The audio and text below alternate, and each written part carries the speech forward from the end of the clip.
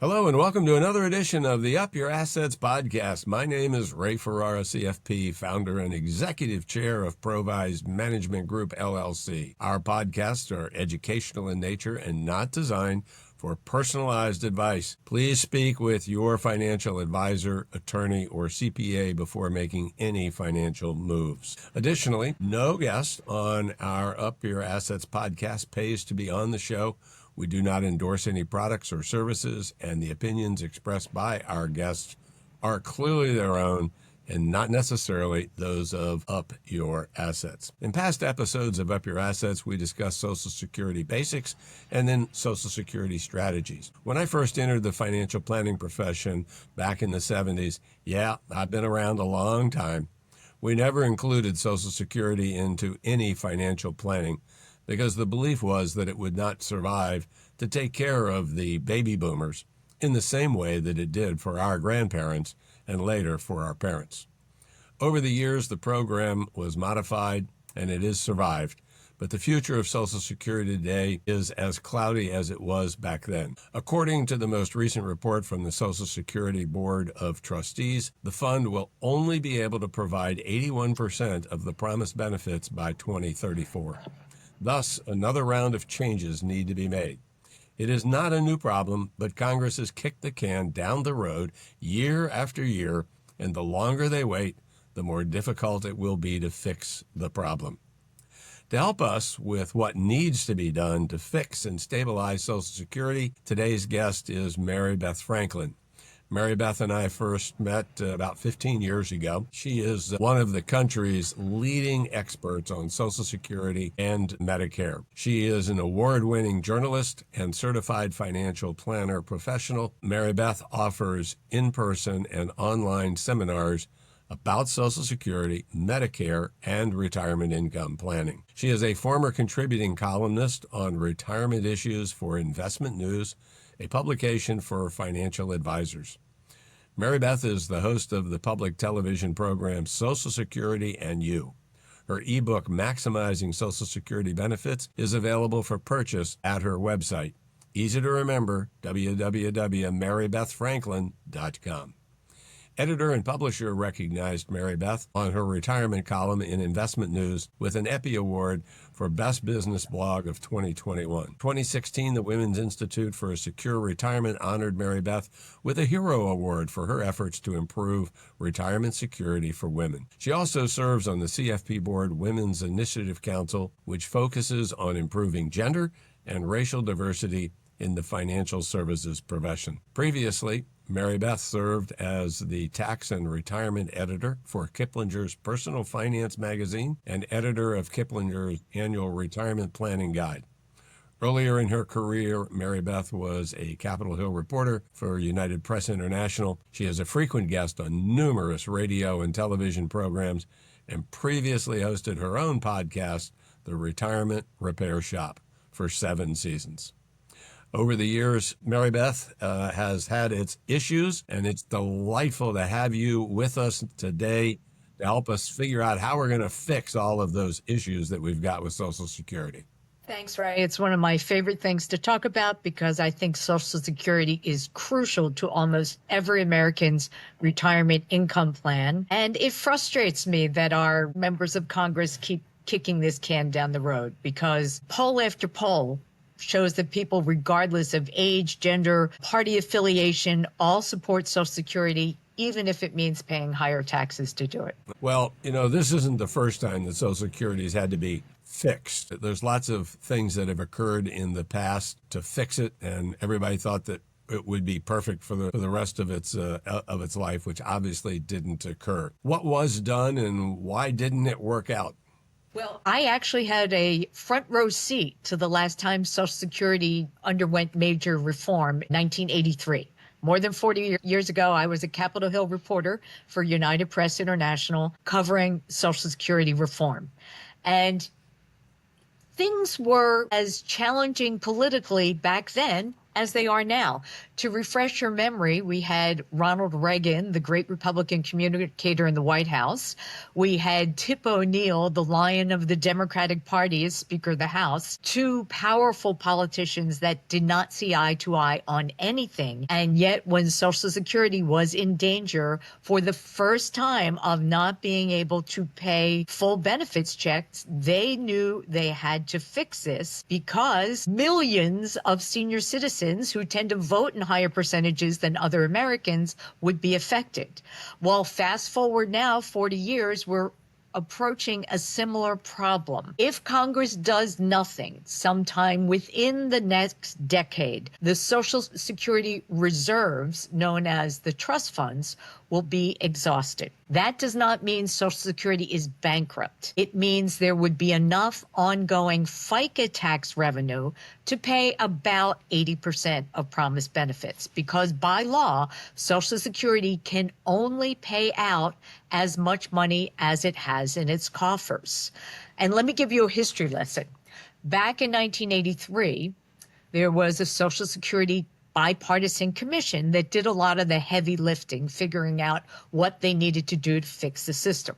It was headed by a guy who at the time most people had never heard of, but most of us know his name today. It was Alan Greenspan. Long before he was chairman of the Federal Reserve Board, he chaired the Social Security Commission. And one of the brilliant things they did back then was they looked ahead about 40 years and they said, you know, the baby boomers are going to start retiring around 2010. There's 76 million of them. Let's collect more Social Security tax revenue right now than we need and stockpile it. So that's what they did. They were taxing Social Security benefits for the first time.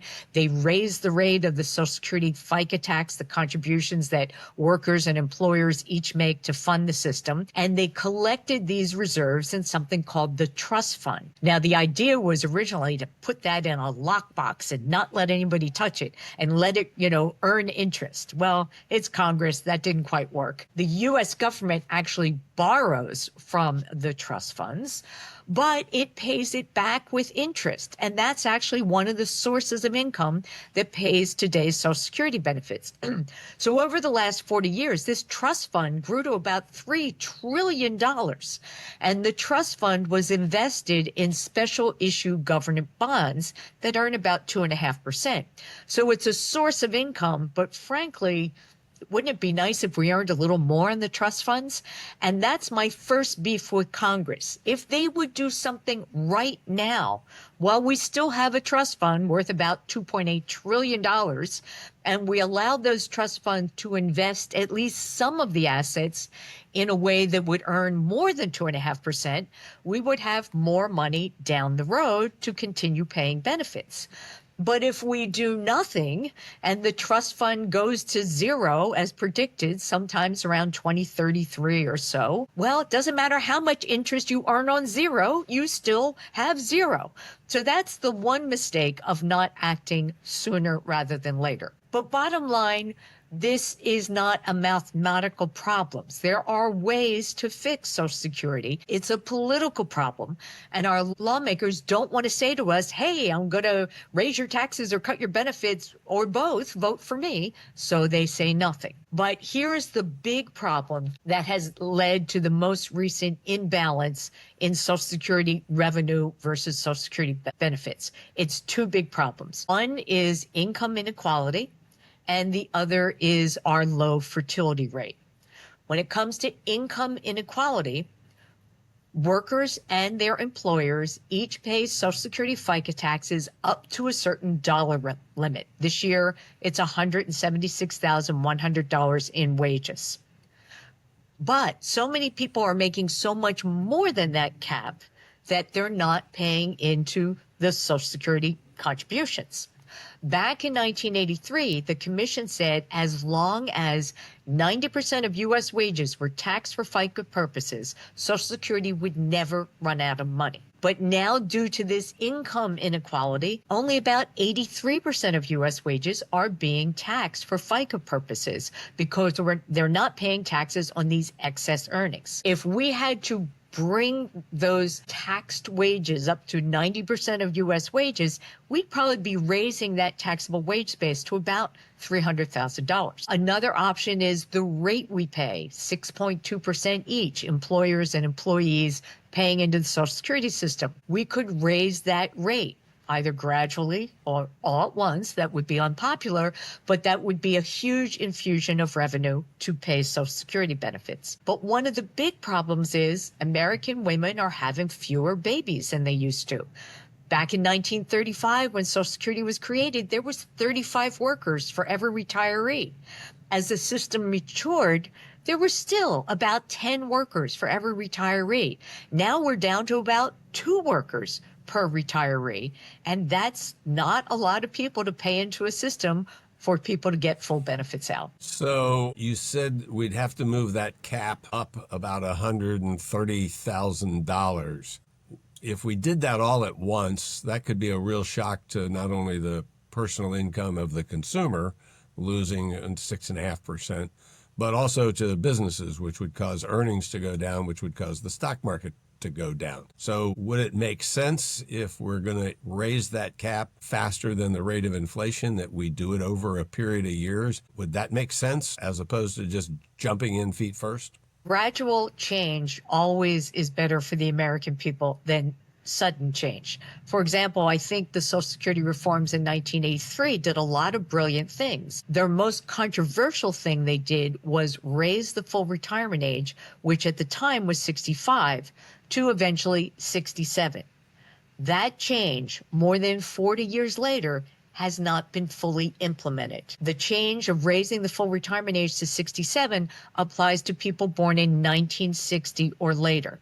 That first wave of people affected by that higher full retirement age turned 67 in 2027, well beyond 40 years after the legislation was approved. In my opinion, that is an excellent way to phase in changes.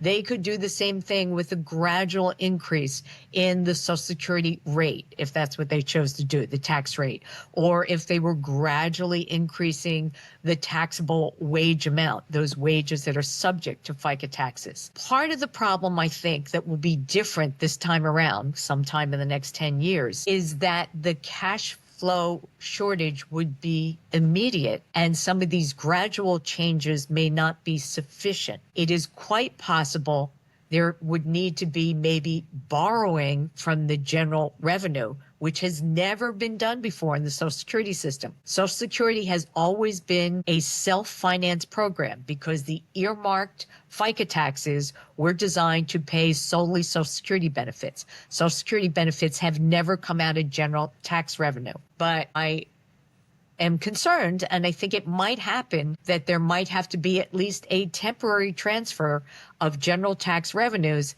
into Social Security to make all those promised benefits. And if that happened for the first time, Social Security could be subject to the annual budget process. It's always been exempt from that. That could get really ugly, I think. But there are lots of things Congress could do. The key is for them to get started and do it sooner rather than later. No question that the longer we wait, the more difficult it's going to be, and the bigger the bitter pill will be. You know, in looking at revenue for Social Security, right now it all comes out of wages. And there are some in Congress that are suggesting that maybe it should include net investment income, much like Obamacare does. If you're over a certain threshold, there's an extra 3.8% on that investment income.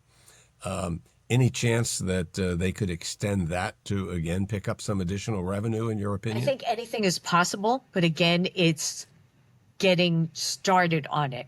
As happened back in 1983, this was such a controversial issue that it was hard to go through the normal congressional committee process. The politicians were taking such heat for such controversial decisions of tax increases and higher wages and raising full retirement age. I think, like in the past, they may have to appoint a third-party commission to make the tough decisions and then send it to Congress for an up or down vote. Now, this in itself is a controversial decision. Many people believe that our lawmakers should be held accountable for making these decisions, not handing it off to someone else.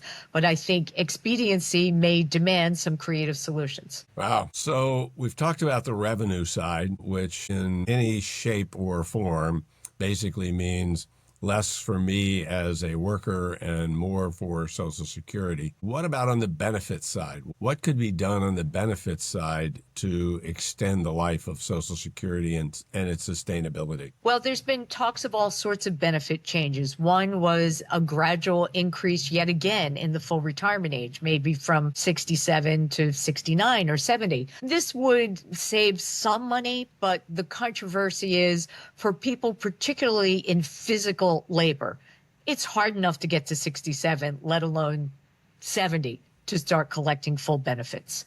And what would you do for people who had to stop working before then? It might be such a drastic cut in the benefits. It might not be fair. Other talks are the cost of living adjustments. From the retiree standpoint, many of them feel that the current cost of living adjustments are insufficient to maintain buying power. And yet there are other policy specialists that says the Social Security cost of living adjustment overestimates inflation impact on retirees because the Consumer Price Index is really designed to measure the budgets of working age urban people. It tends to overestimate, say, the cost of housing compared to retirees and maybe underestimate the cost of medical care that retirees face. So there is some argument of something called a chain CPI, that when beef prices go up, rather than boosting the CPI, most people switch to buying chicken if it's cheaper.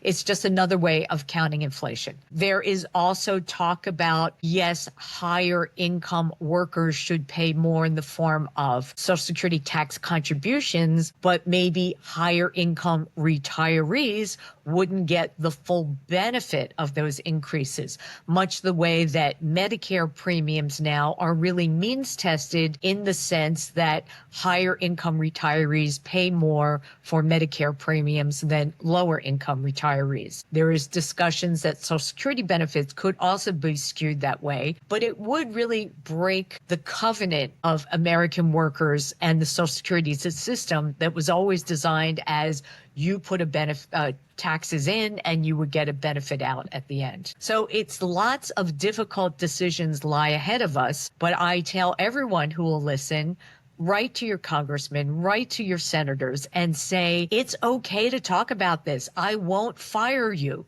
We all know this is important. Social Security is a critical element of retirement income for most Americans. It must continue for current retirees and future retirees. And the changes need to be done in an equitable way that applies the pain to all the generations, not just the young workers who would have to pay more for future benefits, but I think current retirees might have to share in that as well. Sure. At least in the present time, it'll be interesting to see if the big, beautiful bill that is before Congress at this very week as we're doing this podcast were to pass, whether they'll be collecting employment taxes on those tips and overtime pay, because if not, it's going to exacerbate the problem even that much more. That's a very good point, because if significant sources of earned income, like tips, are not subject to income taxes, they're also not going to be included in the Social Security benefit calculation. Another thing that I'm glad did not happen, presidential candidate Donald Trump had talked about eliminating income taxes on Social Security benefits. And while that was popular with many retirees, taxation on Social Security benefits is actually one of the sources of income that pays for current benefits. And if the taxes on those Social Security benefits were eliminated, it would further accelerate the exhaustion of the trust fund. Yep, no question. Well, Mary Beth, any other ways to help stabilize the sustainability of Social Security that we haven't talked about? It's a complicated package of benefits and taxes. Politically, the Democrats hate benefit cuts. Republicans hate taxes increases. So much like happened 40 years ago when there was a great compromise Social Security reform, I'm sure the answer will be to do a little bit of both and make both parties equally unhappy to come up with a grand compromise. Well, you keep going back to 1983 with President Reagan and Speaker Tip O'Neill. I just this past weekend watched the movie Reagan, and that piece plays an important role in the movie itself. And I'm just going to say to everybody here on the podcast, if you haven't seen the movie yet, you've got to see it. It's a really good movie. And if Dennis Quaid doesn't win an Academy Award for his acting of and being the president, something is wrong, because he did just a fantastic job. Well, Just as you have. Just as you have in these 3 episodes that we've done on Social Security, I really appreciate your time. I encourage people to go to your website, marybethfranklin.com, get a copy of the ebook, maybe one of the online seminars or workshops that are there. But please, whatever you do when it comes to Social Security, don't try to do this on your own. Meet with a professional, meet with somebody who understands. As Mary Beth has pointed out time and time again, there are 2,700 rules that are involved in the Social Security process. So Mary Beth, once again, from all of us here at Up Your Assets, thank you for being with us. Thanks, Ray.